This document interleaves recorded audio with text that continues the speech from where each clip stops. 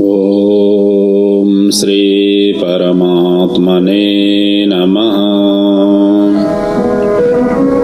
यो ब्राह्मणं विददाति पूर्वं यो वै वेदां स प्रणोति तस्मै तमहं वेदम् आत्मबुद्धे प्रकाशं मुमुक्षुर्वै शरणमहं प्रपद्ये। ओम असतो मा सद्गमय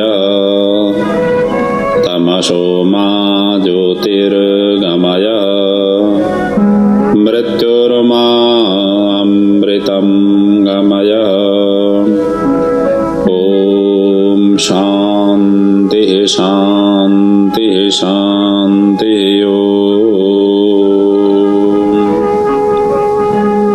जय श्री कृष्ण, जय श्री राधे।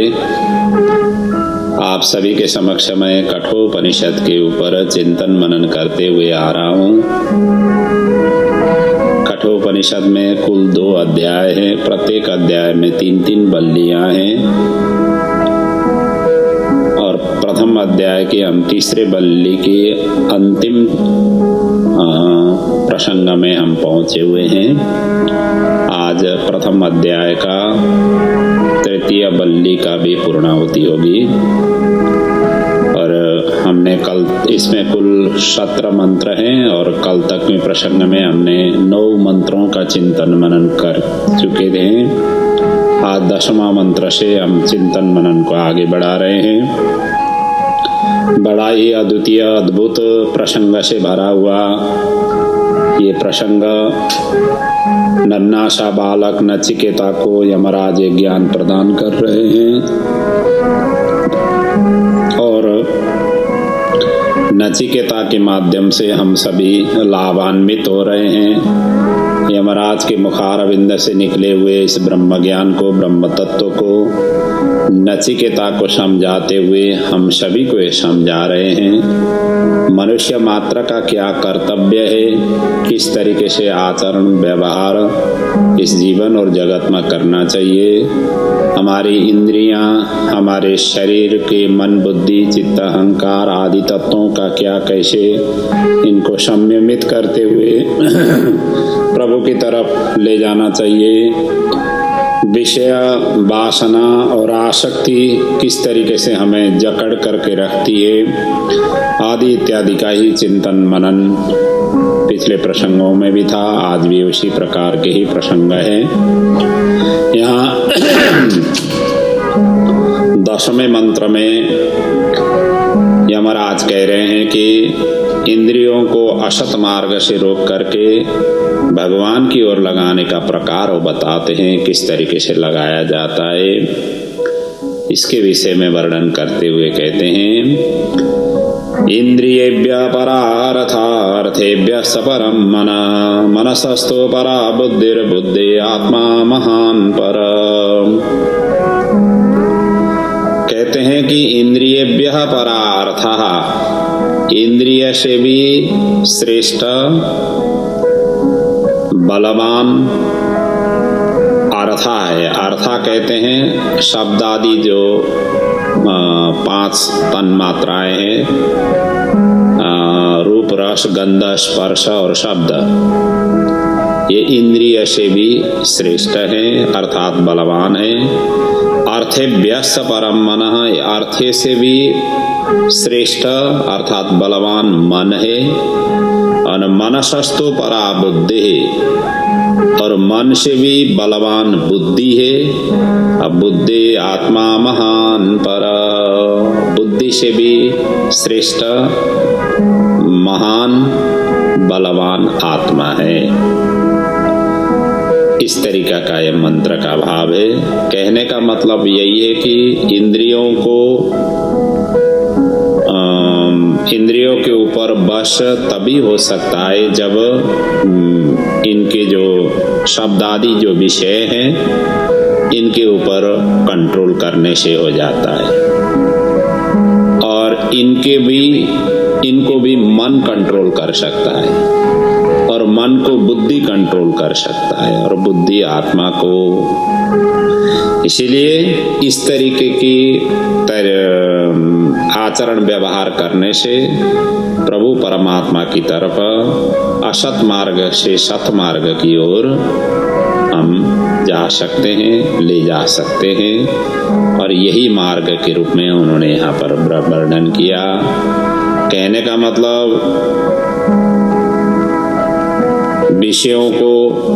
विषयों के द्वारा इंद्रियों को निरोध करना चाहिए, मन के द्वारा विषयों को निरोध करना चाहिए, बुद्धि के द्वारा मन को निरोध करना चाहिए और आत्मा के द्वारा मन को निरोध करना चाहिए। ऐसा करेंगे तो स्वतः सत मार्ग की ओर हम जा सकते हैं और यही करना चाहिए। इसीलिए मंत्र का यही सारांश है कि इंद्रियों से अर्थ विषय बलवान है और साधक को इंद्रियों को बलपूर्वक अपनी ओर आकर्षित करते रहते हैं। और साधक को उचित है कि इंद्रियों को विषयों से दूर रखे। विषयों से बलवान मन है और यदि मन की विषयों में आसक्ति न रहे तो इंद्रियों और विषय ये दोनों साधक की कुछ भी हानि नहीं कर सकते। और मन से भी बलवान बुद्धि है और बुद्धि के द्वारा विचार करके मन को राग द्वेष बना करके अपने वश में कर लेना चाहिए। और बुद्धि से भी इन सब का स्वामी महान आत्मा बलवान है और उसकी आज्ञा मानने के लिए ये सभी बाध्य है। इसलिए मनुष्य को आत्मा शक्ति का अनुभव करके उसके द्वारा बुद्धि आदि सबको नियंत्रण में रखना चाहिए। यही एक सरल मार्ग है। असत से सत की ओर जाना, अंधकार से ज्ञान की ओर जाना, प्रकाश की ओर जाना और अज्ञानता से ज्ञान की ओर जाना, यही एकमात्र सरल उपाय है, ये बता रहे हैं। अगले सूत्र में भी उसी प्रकार की ही भाव है। महता परम अव्यक्त अव्यक्तात् पुरुष परः पुरुषान्नं परम किंचित् सा काष्ठा सा परा गति। परब्रह्म परमात्मा पुरुषोत्तम ही सर्वोपरि है, उससे आगे कुछ है ही नहीं। अब इसके लिए यहाँ पर कह रहे हैं कि महत से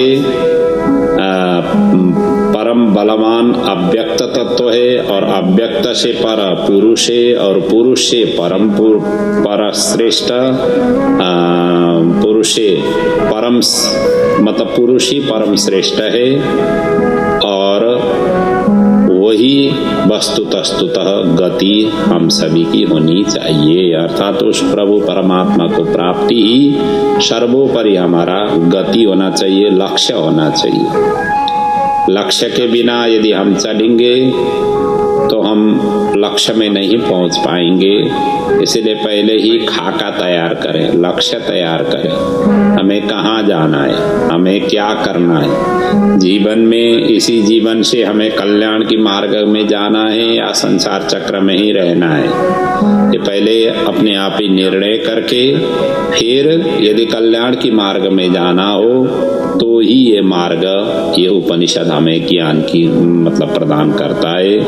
उपनिषद का ज्ञान ही कल्याण करना है।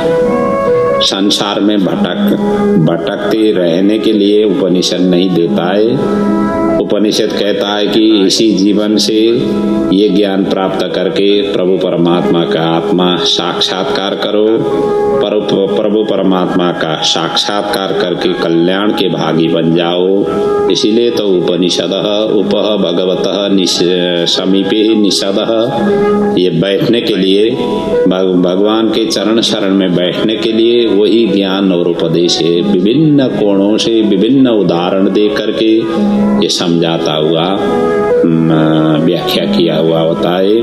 ब्रह्म तत्व किस तरीके से प्राप्ति किया जाए, ब्रह्म तत्व प्राप्ति करने के पश्चात व्यक्ति में कितना क्या परिवर्तन आता है आदि इत्यादि का ये सारा का सारा विश्लेषण उपनिषद करती है। तो यहाँ कहते हैं महत, कहते हैं जीवात्मा जो तत्व है, हम सभी जो शरीरधारी हैं, ये महत तत्व से ही हमारा शरीर बना हुआ है, 5 महाभूतों से बना हुआ है। पृथ्वी और तेज वायु आकाश, ये 5 तत्वों से हमारा शरीर बना हुआ है। 5 तत्वों का ये शरीर कहा गया है और इसी को महत तत्व कहा हुआ है। और महत से बलवान अव्यक्त शक्ति है। अव्यक्त कहते हैं भगवान की माया। इस 5 महाभूतों को वशीकरण करने में समर्थवान है तो प्रभु परमात्मा की माया है, जो अव्यक्त कहा गया है। और अव्यक्तात् परः, अव्यक्त से पर अर्थात श्रेष्ठ बलवान है परम पुरुष प्रभु परमात्मा, जिसको ब्रह्म कहें, जिसको कैवल्य स्वरूप कहें, जिसको भगवान का नाम दे करके उसका स्वरूप को वर्णन कर सकते हैं। तो किसी भी तरीके से अर्थात प्रभु को प्राप्ति करना, ब्रह्म साक्षात्कार करना, उसको कहा गया है। और इससे परे किंचित न सा काष्ठा सा परागति, इससे आगे जाकर के कुछ भी करने की जरूरत नहीं है, अर्थात उससे आगे कोई परम गति नहीं है। इसलिए यही है परम तत्व, प्रधान तत्व ही यही है, प्रथम प्रभु परमात्मा। और उसी को प्राप्त करने के लिए इस तरीके से आगे बढ़ना चाहिए। पहले बताया इंद्रियों को, इंद्रिय के जो रूप रस है उसके ऊपर में विजय प्राप्त करें, और बाद में जा कर के मन के द्वारा उनको भी विजय प्राप्त करें। मन को बुद्धि के द्वारा आत्मा में, इस तरीके से पिछले सूत्र में बताया था। अभी इस सूत्र में यही कहा कि महत तत्व को अव्यक्त तत्व से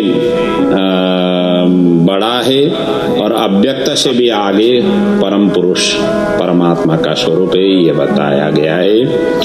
और उन्हीं की ही शरण लेना चाहिए, प्रभु परमात्मा का ही शरण लेना चाहिए। इसी शरण, उनके ही चरण शरण से ही हमारा जीवन कल्याण के मार्ग में आरूढ़ हो सकता है, पहुंच जाता है। फिर तो संस्कृति चक्र में आना नहीं पड़ता है, ये जीवन का सार्थक भी होगा। मानव चोला लेकर के प्रभु परमात्मा का प्राप्ति करना ही इसका परम लक्ष्य होना चाहिए। उसी के द्वारा, उसी के ही स्वरूप से आराधना उपासना हमारी होनी चाहिए।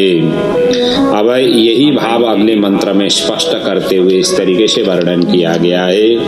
एषः सर्वेषु भूतेषु गूढ़ोत्माना प्रकाशते, दृश्यते त्वदग्रया बुद्ध्या सूक्ष्मया सूक्ष्मदर्शिभिः। वो प्रभु परमात्मा को सूक्ष्मदर्शी ही ये देख सकते हैं, जो तीव्रेण भक्ति योगेन, तीव्र भक्ति के द्वारा सूक्ष्म ये तत्व स्वरूप जो गूढ़ रूप से रहा हुआ है हमारे हृदय रूपी आकाश में, गूढ़ तत्व के रूप में जो अवस्थित है, उस प्रभु परमात्मा को सूक्ष्म दृष्टि से वो देख सकते हैं, अनुभव कर सकते हैं, प्राप्ति कर सकते हैं। ये बात इसमें बताया जा रहा है। एषः आत्मा सर्वेषु भूतेषु गूढ़ः न प्रकाशते। ये आत्मा जो है, जो प्रभु परमात्मा का जो स्वरूप है, हमारे हृदय आकाश में जो विराजमान है, जिसको हमने पिछले प्रसंगों में जीवात्मा और परमात्मा के रूप में हमने व्याख्या किया था, तो उसी का ही यहाँ कह रहे हैं कि ये सबका आत्मा स्वरूप परम पुरुष सर्वेषु भूतेषु अर्थात सभी प्रकार, सभी प्राणियों में, जितने भी चराचर, जलचर, थलचर, नभचर, जितने भी है प्राणी इस जीवन जगत में, जिसको 84 लाख योनि बताया गया है, ये समस्त प्राणियों में रहता हुआ भी गूढ़ अर्थात हृदय आकाश में छिपे रहता है और न प्रकाशते, उसको प्रत्यक्ष नहीं होता है। अर्थात उसको प्रत्यक्ष, हमारे शरीर में भी प्रभु परमात्मा का वास है, लेकिन हम देख नहीं पाते, हम लोग अनुभव नहीं कर पाते। देखने की तो बात छोड़ दीजिए, हम अनुभव नहीं कर पा रहे हैं। इस अनुभव कौन ये अनुभव कौन कर सकता है? उसके लिए कहते हैं तू सूक्ष्मदर्शी भी सूक्ष्मयः अग्रयः बुद्धेयः दृश्यते। अर्थात सूक्ष्म तत्वों की समझने पुरुष द्वारा ही ये अति सूक्ष्म तीक्ष्ण बुद्धि से ही उसे प्राप्ति किया जा सकता है। अर्थात एकदम तीव्र भक्ति के द्वारा, तीव्र योग के द्वारा, तीव्र साधना के द्वारा मुझे इसी जैसे नचिकेता ने भूख प्यास को त्याग करके यमराज के दरवाजे में जिस तरीके से उन्होंने धरना दिया, तभी जाकर के ज्ञान प्राप्त कर रहे हैं। हमारे भी उसी प्रभु परमात्मा को हमें प्राप्त करना ही है। इस तरीके से हम जब धरना दे करके बैठ जाते हैं, अर्थात उस तरीके के ज्ञान के लिए हम एकदम उतारू होकर के जब उतर जाते हैं, शास्त्रों को अध्ययन करते हैं, संत महंत गुरु जनों को, विद्वान विदुषियों के चरण शरण में रह करके उस प्रभु परमात्मा की ज्ञान की अनेक कोणों से हम व्याख्या और विश्लेषण करके अपने इन सभी इंद्रियों को संतुष्ट जब करते हैं, तब जा करके हमारी इंद्रियां भी सूक्ष्मदर्शी हो जाती है। उस तत्व को हम देख सकते हैं। अनुभव हमारी ही इंद्रिया से ही हो सकती है, ये बात बता रहे हैं। और आगे जा करके उसी भाव का ही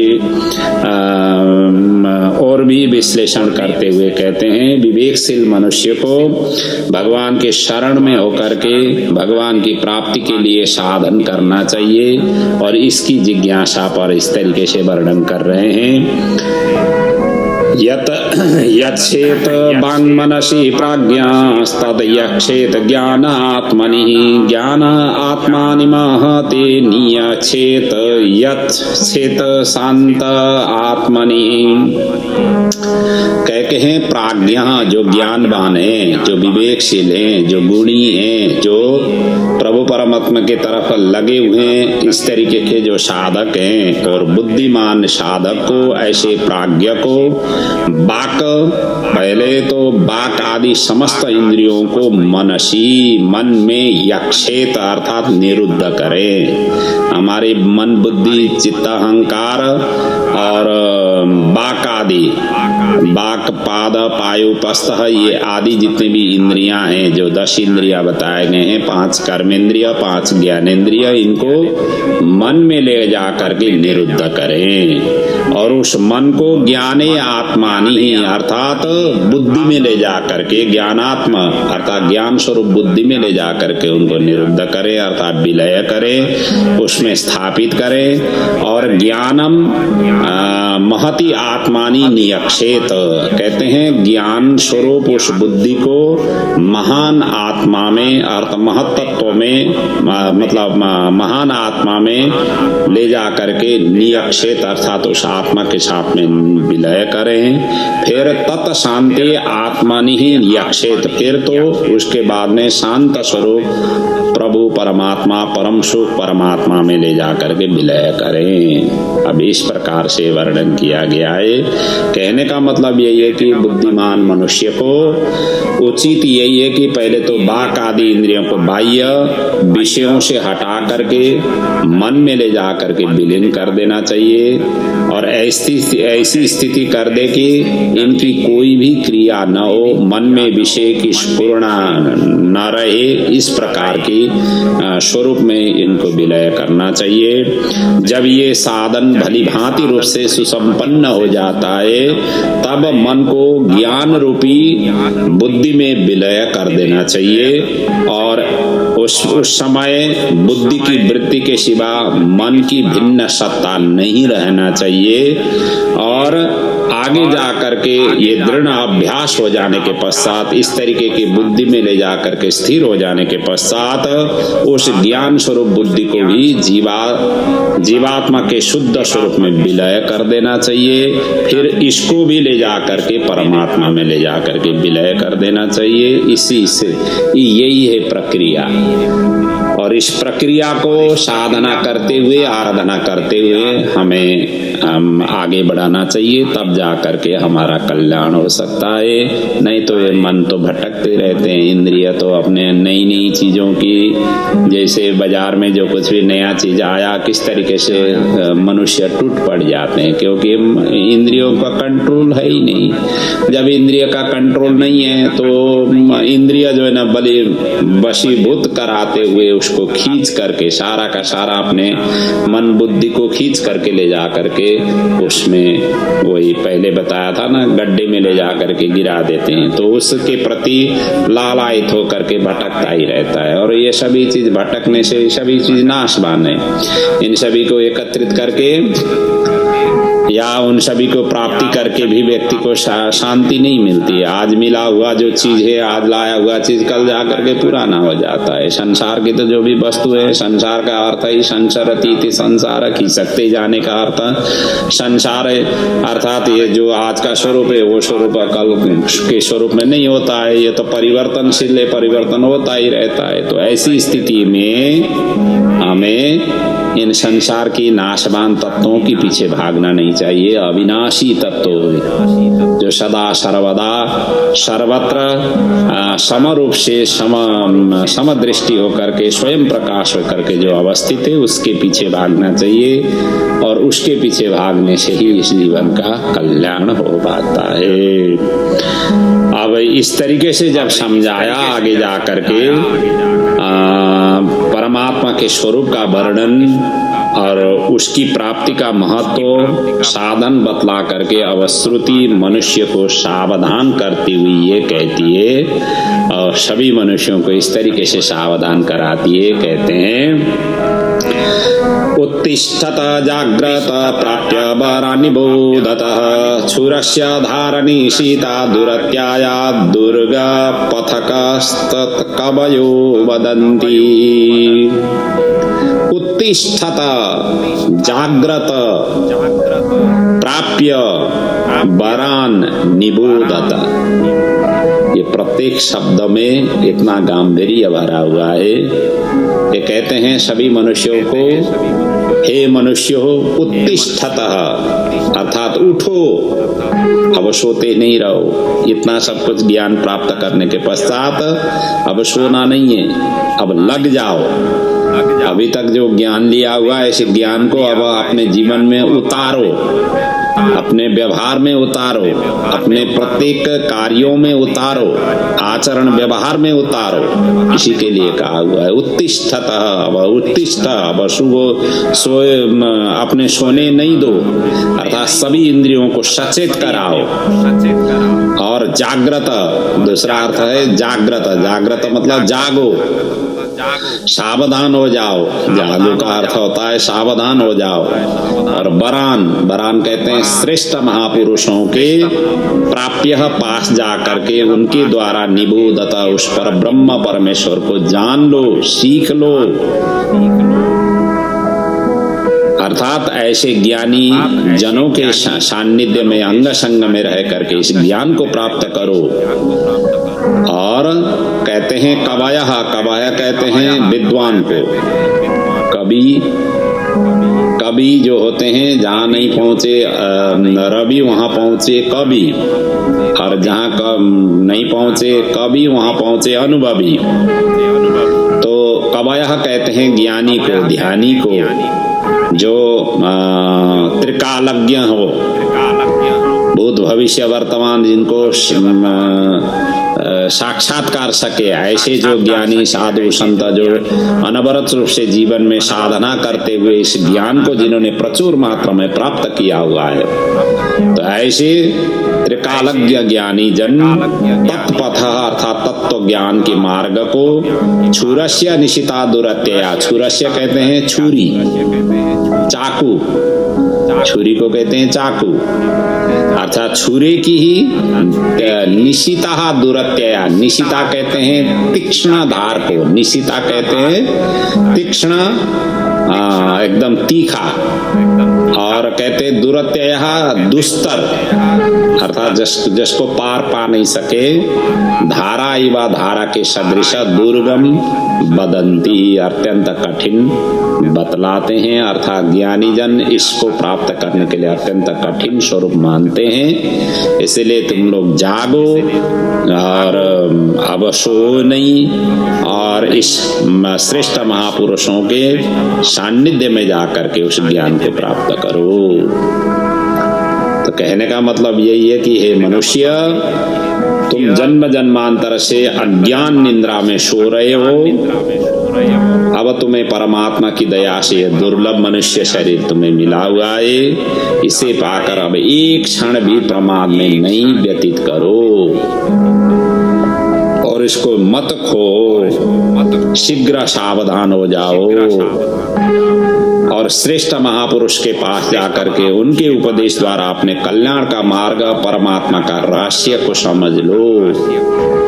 और परमात्मा का तत्व बड़ा गहन है, उसके स्वरूप का ज्ञान, उसकी प्राप्ति का मार्ग महापुरुषों की सहायता से और परमात्मा की कृपा के बिना अत्यंत दुस्तर है।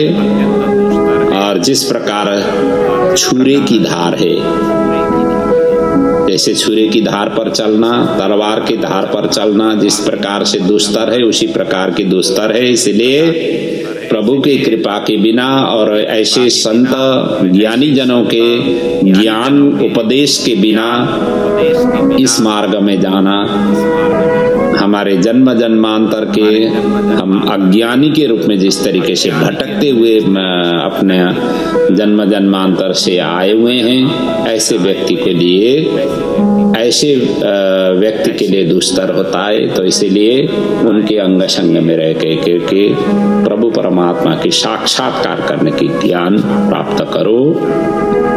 और ऐसा दुस्तर मार्ग से सुगमता पूर्वक पार होने का सरल उपाय वो अनुभवी महापुरुष ही बता सकते हैं, और जो स्वयं इसे पार चुके हुए, क्योंकि पहुंचे हुए व्यक्ति ही पहुंचा सकता है। जो पहुंचा हुआ नहीं है, जो लटका हुआ है, जो अटका हुआ है, जो भटका हुआ है, ऐसे व्यक्ति जो है ना उस प्रभु परमात्मा को साक्षात्कार कर नहीं सकता है, करा नहीं सकता है। कहने का मतलब जो जिन्होंने किया हुआ है, जो पहुंचे हुए, इसीलिए संत महंत भी ऐसे जो ज्ञानी हैं, जो साधना में आराधना करते हुए अपने जीवन को न्यौछावर करते हुए इस कोटि के जो साधना रत ज्ञानी जन है, ऐसे ज्ञानी जनों के अंग संग में रह करके उनकी ही सेवा शुश्रूषा करते हुए उस ज्ञान को प्राप्त करो, नहीं तो कल्याण नहीं होने वाला है। आगे सूत्र में कहते हैं ब्रह्म प्राप्ति का मार्ग इतना दुस्तर क्यों है, इसके विषय पर परमात्मा के स्वरूप का वर्णन करते हुए उसके जानने का फल बतलाते हैं। अशब्द अस्पर्श अरूप अव्ययम तथा रसम नित्य अगंधवच्चयत अनाद्यवन्नन्तं महता परम ध्रुवम निचाय्य तन्मृत्यु मुखात् प्रमोच्यते। अर्थात ये यत जो अशब्दम शब्द रहित, उस प्रभु परमात्मा का स्वरूप क्या है, शब्द रहित है। अस्पर्शम स्पर्श से रहित है वो, अरूपम रूप रहित है, अरसम रस रहित है, और अगंधवत बिना गंध वाला है, कहीं से खुशबू आ जाए ऐसा भी नहीं है प्रभु परमात्मा का स्वरूप। और अव्ययम अविनाशी है वो, नाशमान भी नहीं है। और इतना ही नहीं, नित्यम वो नित्य भी है, और अनादि काल से चलता आ रहा है। धाता पूर्व यथा अकल्पयत, अर्थात ये अनादि काल से, जैसे सृष्टि की प्रारंभ हुई है, इस जगत और सृष्टि की प्रारंभ से पहले भी वो है, और सृष्टि का अंत होगा फिर भी वो रहेगा। निषेध शेषो जगता ददेश, अर्थात संसार नहीं रहने पर भी वो रहेगा। इसलिए अनंतम, इसका अंत है ही नहीं, न अंत इति अनंत, जिसका अंत ही नहीं है उसको कहा गया अनंत। और और इतना ही नहीं, महतः परम, महान आत्मा से श्रेष्ठ, और इतना ही नहीं, ध्रुवम सर्वथा सत्य तत्व ही वही तत्व है। तत् उस परम प्रभु परमात्मा को निचाय्य अर्थात जान करके मनुष्य मृत्यु मुखात प्रमुच्यते, मृत्यु के मुख से वो मुक्ति पा लेता है, छूट जाता है। सदा सर्वदा के मृत्यु का मुख का मतलब होता है आवागमन, जो है संसार संस्कृति चक्र है, विभिन्न योनियों में भटकने का जो प्रक्रिया है, उस प्रक्रिया से वो मुक्त हो जाता है। मृत्यु तो होना ही है, संसार में आए हुए तो जाना तो पड़ेगा, लेकिन फिर जब जाएंगे तो फिर वापस आना नहीं पड़ेगा। कहने का मतलब यही है, फिर संस्कृति चक्र में उन्हें बार बार आते रहना नहीं पड़ेगा, विभिन्न योनियों की कष्ट भोगनी नहीं पड़ेगी, फिर उनका सदा सर्वदा मुक्ति होगी। और अगले 2 सूत्रों में अब इस प्रथम अध्याय की ये कथाओं को सार संक्षिप्त में यहाँ वर्णन किया गया है, इसका महात्म्य के रूप में वर्णन किया गया है अगले 2 सूत्र में। नाचिकेत उपाख्यानां मृत्यो प्रोक्त सनातनम भुक्त्वा श्रुत्वा च मेधावी ब्रह्मलोके महीयते। नचिकेता के उपाख्यान जो हमने अभी तक श्रवण किया, ये मृत्यु प्रोक्तम अर्थात जो यमराज और नचिकेता के बीच का जो संवाद है, ये सनातन जो ज्ञान है, इस ज्ञान को सुनने से, इस ज्ञान को चिंतन मनन करने से, इनका इस ज्ञान को प्राप्ति करने से एक तो मेधावी शक्ति उन्हें प्राप्त हो जाता है, अर्थात ज्ञानवान हो जाता है, और ब्रह्मलोके महीयते, ब्रह्मलोक की उन्हें प्राप्ति हो जाती है, ये भाव व्यक्त किया। और अंतिम श्लोक में कहा गया है, य इमं परमं गुह्यं श्रावयेत् ब्रह्म संसदि प्रयतः श्राद्ध काले वा तदन्तानन्ताय कल्पते तदनन्ताय कल्पतः इति। अब ये परम गुह्य जो ज्ञान है, इस ब्रह्म ज्ञान को जो श्रवण करते हैं, श्रवण कराते हैं, श्रावयेत अर्थात श्रवण कराते हैं, और विशेषतः श्राद्ध काल में, क्योंकि मृत्यु के देवता यमराज हैं, और श्राद्ध काल में ये पाठ करने से, चिंतन मनन करने से, अपने पितरों की श्राद्ध के समय में इसकी श्रवण करने से, श्रावण मतलब सुनाने से, सुनने से, सुनाने से ये वो अनंत गुणा इन्हें फल प्राप्ति हो जाती है। अनंताय कल्पते है, वो अनंत स्वरूप में वो प्रस्थापित हो जाते हैं। इसीलिए जो मनुष्य विशुद्ध होकर के सावधान पूर्वक इस परम रहस्यमय प्रसंग को तत्व विवेचन पूर्वक शुद्ध बुद्धि युक्त होकर के ज्ञानी जनों के सभा में जो सुनता है, और अथवा श्राद्ध काल में भोजन करने वाले ब्राह्मणों को सुनाता है, अर्थात उनकी उससे सुनता है, उसका वो वर्णन अनंत फल देने वाला इस प्रकार का वर्णन किया हुआ है, और अनंत में होने वाले समर्थ भी वो हो जाता है। और इस प्रकार के ये भाव इसमें व्यक्त करते हुए कठोपनिषद के ये प्रथम अध्याय की तृतीय बल्ली की जो कथा सार थी, यहाँ तक हमने प्रत्येक मंत्रों के साथ में चिंतन मनन करते हुए पूर्ण किया। अब द्वितीय अध्याय में कुल 48 मंत्र हैं, और इसमें भी 3 बल्लियां हैं, और इनका चिंतन हम अगले पड़ावों से क्रमशः करते जाएंगे। और आज का प्रसंग को हम यहीं पर विराम ले रहे हैं। प्रभु हम सभी के जीवन में अनंत कृपा, अनंत आशीर्वाद प्रदान करें, हम इस ब्रह्म ज्ञान को प्राप्त करते हुए जीवन को धन्य बना सकें। इन उपनिषदों की, इन ब्रह्म वाक्यों को श्रवण करते हुए, चिंतन मनन करते हुए अपने जीवन और जगत से अपने आप को साधना आराधना करते हुए हम जीवन को सरल और सहज बना सकें। यही प्रभु परमात्मा हम सभी के ऊपर कृपा करें। इन्हीं भावनाओं के साथ इस आज की वाक पुष्प को प्रभु के चरणों में समर्पित करते हुए पूर्ण करते हैं। ओम पूर्णमदा पूर्णमिदं पूर्णात् पूर्णमुदच्यते पूर्णस्य पूर्णमादाय पूर्णमेवावशिष्यते। ओम शांति शांति शांति। ओम।